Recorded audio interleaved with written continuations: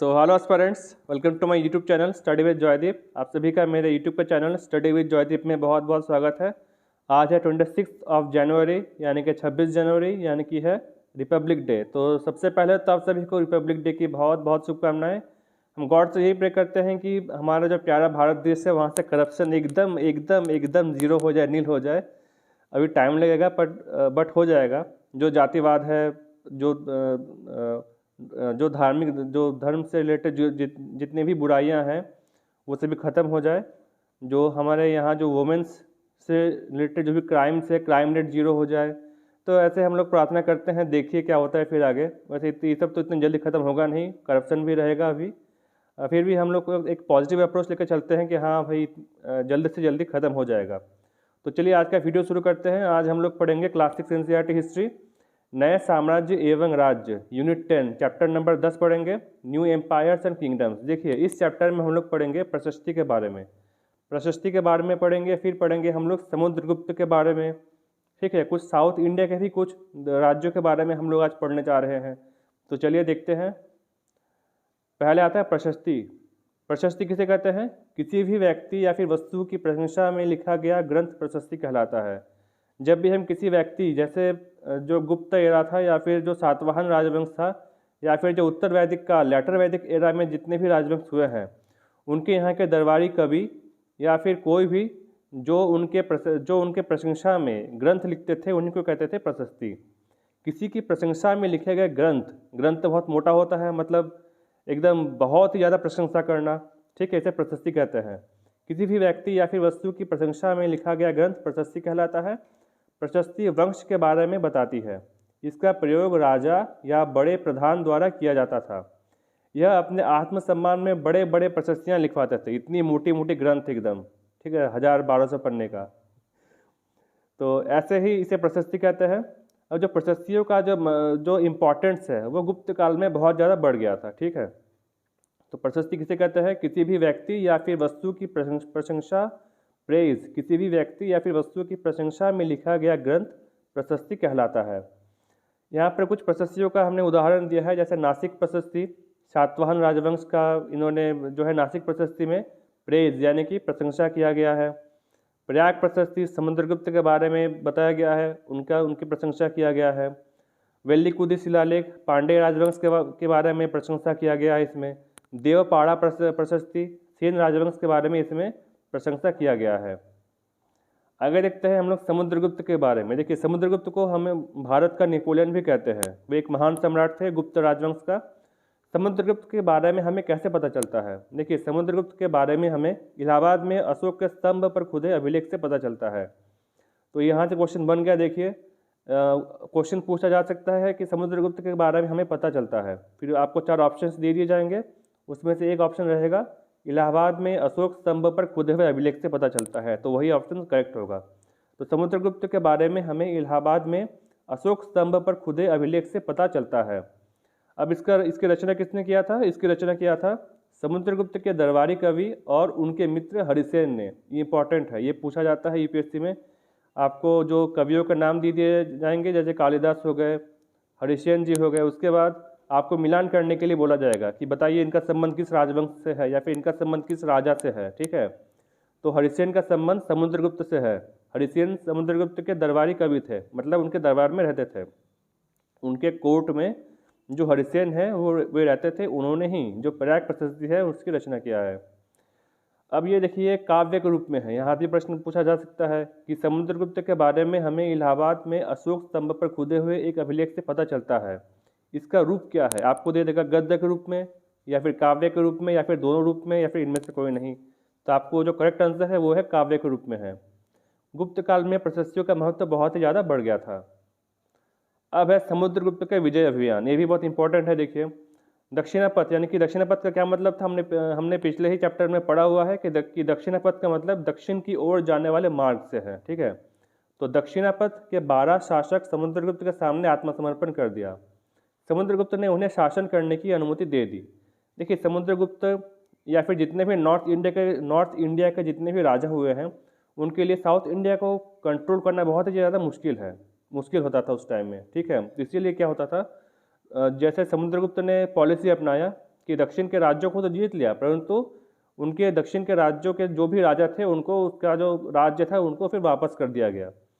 ठीक है, तो फिर वे लोग अपना जो राज्य है वो स्वतंत्र रूप से चलाने लगे, परंतु वे लोग जो समुद्रगुप्त है उनके एक तरीके से अधीन ही हो गए थे। समुद्रगुप्त के सामने आत्मसमर्पण कर दिया था।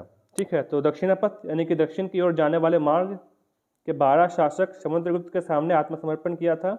समुद्रगुप्त ने उन्हें शासन करने की अनुमति दे दी। अब है असम, तटीय बंगाल एवं नेपाल के कई गण या फिर संघ उपहार लाते थे। इन सभी राज्यों के जितने भी गण थे या फिर जितने भी संघ थे वे समुद्रगुप्त के दरबार में ही रहते थे, कोर्ट में रहते थे, उनके लिए उपहार लाते थे और उनके द्वारा दिए गए आदेशों का पालन करते थे। अब आर्यावर्त के जितने भी 9 शासक थे, इन शासकों को हराकर समुद्रगुप्त ने इनका राज्य अपने राज्य में मिला लिया। जैसा कि हमने पहले बताया था कि नॉर्थ इंडिया के जितने भी राज्य है 9 शासक है, उनके राज्यों को जीतकर समुद्रगुप्त ने अपने राज्य में मिला लिया क्योंकि वहाँ पर कंट्रोल करना बहुत ही आसान था। जो साउथ इंडिया है वहाँ पर कंट्रोल करना बहुत ही मुश्किल था। ठीक है, तो इसीलिए दक्षिणापथ के जितने भी राजा को समुद्रगुप्त ने पराजित किया, हराया युद्ध में, उन सभी राजाओं के राज्य थे उनको वापस कर दिए गए और फिर उन्हें अपने राज्य में शासन करने का अधिकार मिल गया, परंतु वे सभी लोग समुद्रगुप्त के अधीन समुद्रगुप्त के सामने आत्मसमर्पण कर दिया। अब है पल्लव की राजधानी क्या है। पल्लव की राजधानी कौन सी थी? तो पल्लव की राजधानी थी कांचीपुरम। पल्लव राज्य के कांचीपुरम। पल्लव का राज्य कहाँ था? देखिए, पल्लवों का राज्य कांचीपुरम के आसपास के क्षेत्रों से लेकर कावेरी नदी की डेल्टा तक था। ठीक है, तो 2 इंपॉर्टेंट क्वेश्चन यहाँ पर बन गया कि पल्लव की राजधानी कहाँ थी। तो पल्लवों की राजधानी थी कांचीपुरम। और पल्लवों का राज्य कहाँ था? तो पल्लवों का राज्यों का जो विस्तार था वो था कांचीपुरम के आसपास के क्षेत्रों से लेकर कावेरी नदी के डेल्टा तक था। उसके बाद हम लोग देखते हैं चालुक्य राजवंश। चालुक्य राजवंशों की राजधानी कहाँ थी? ऐहोल। ठीक है, इनका राज्य कहाँ था? तो कृष्णा और तुंगभद्रा नदियों के बीच इनका राज्य था। चालुक्य राजवंश का महान प्रतापी सम्राट कौन था? पुलकेशियन द्वितीय था। ठीक है, इनके दरबारी कवि कौन थे? इनके जो राजकवि थे, इनके जो कोर्ट में जो भी कवि थे उनका नाम था रवि कीर्ति। ये इंपॉर्टेंट क्वेश्चन है, आपको दे देगा हरिसेन और दूसरा ऑप्शन में दे देगा रवि कीर्ति, फिर देगा मिलान करने के लिए। बताइए ये दोनों किस राजवंश से संबंधित है या फिर ये दोनों कहाँ किस कोर्ट में रहते थे, किस राजा के यहाँ रहते थे, कौन से राजा के यहाँ ये लोग रहते थे। ठीक है, तो आपको बताना है रवि कीर्ति जो थे वे पुलकेशियन द्वितीय के समय रहते थे, पुलकेशियन द्वितीय के कोर्ट में थे, और जो हरिसेन थे वे थे समुद्रगुप्त के कोर्ट में रहते थे। अब देखिए राजस्व के महत्वपूर्ण स्रोत, इनकम का इम्पॉर्टेंट जो सोर्स था वो कौन सा था? तो भूमिकर था। Bhumikar, taxes that इम्प्लीज on land. ठीक है, भूमिकर, भूमि पर लगाया गया कर भूमिकर कहलाता था। प्रशासन की प्राथमिक इकाई कौन सा क्या था? प्रशासन की प्राथमिक इकाई था गांव। महत्वपूर्ण प्रशासनिक पद कहते थे? महत्वपूर्ण प्रशासनिक पद आनुवांशिक थे, मतलब पहले पिता मान लीजिए सेनापति था तो उसका पुत्र भी सेनापति बनेगा, इस तरीके से आनुवांशिक थे। जैसे समुद्रगुप्त के दरबार में जो हरिसेन रहते थे, कवि रहते थे, वे अपने पिता की तरह ही महादंड नायक, मुख्य न्यायाधीश, बाप रे इतना एकदम भारी भरकम वर्ड सुनने में ही एकदम जोश आ जाता है, महादंड नायक। तो समुद्रगुप्त के जो दरबार में जो हरिसेन रहते थे वे अपने पिता की ही तरह महादंड नायक थे, मुख्य न्यायाधीश थे। तो आपको ये बताना है कि भारत का जो प्रेजेंट है वो महादंड नायक कौन है सुप्रीम कोर्ट का, कमेंट करके बताइएगा। तो कभी कभी एक ही व्यक्ति कई पद पर नियुक्त किए जाते थे, कभी कभी एक ही व्यक्ति को हम लोग क्या करते थे, कई पद पर अपॉइंट कर दिया जाता था। जैसे जो हरिसेन था वे तो महादंड नायक भी थे, महादंड नायक थे, उसके बाद वे उसके साथ साथ वे कुमार अमात्य भी थे। ठीक है, कुमार अमात्य थे और संधि विग्रहिक, युद्ध और संधि के मंत्री थे। तो हरिसेन क्या क्या थे? तो हरिसेन थे महादंड नायक, कुमार अमात्य और संधि विग्रहिक। संधि मतलब होता है फ्रेंडशिप करना, विग्रहिक मतलब होता है फ्रेंडशिप को तोड़ना, अर्थात संधि विग्रहिक का मतलब होता है युद्ध और शांति के मंत्री। अब शहर का प्रमुख व्यापारी या फिर मुख्य बैंकर को क्या कहा जाता था? कहते थे नगर श्रेष्ठी। व्यापारियों के काफिलों के नेता को क्या कहा जाता था?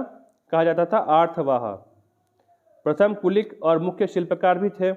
लिपिकों के प्रधान को क्या कहा जाता था? लिपिकों के प्रधान को कहा जाता था कायस्थ। अब देखिए समुद्रगुप्त के पास एक वेल ऑर्गेनाइज्ड आर्मी था, ठीक है, इसीलिए उन्हें भारत का नेपोलियन कहा जाता है।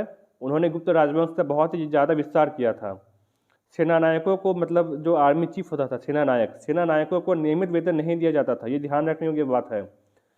जो सेनानायक थे उन्हें नियमित वेतन नहीं दिया जाता था, रेगुलर सैलरी इन कैश रोकड़े में नहीं दिया जाता था। उन्हें क्या किया जाता था, कुछ भूमि जो है वो दान में दे दिया जाता था। बोलते थे कि जाओ तुम इस भूमि पर कर लगाओ और फिर अपना जो भी खर्चा पानी है उसको निकालो, ठीक है।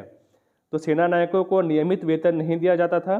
कुछ भूदान अर्थात भूमि को दान दे दिया जाता था, वे भूमि पर कर लगाते थे। सामंतवाद गुप्त राजवंश के समय एकदम चरम पर था। अब बात करते हैं हर्षेन के बारे में। हर्षेन 4वीं शताब्दी में संस्कृत के महान कवि और मंत्री थे।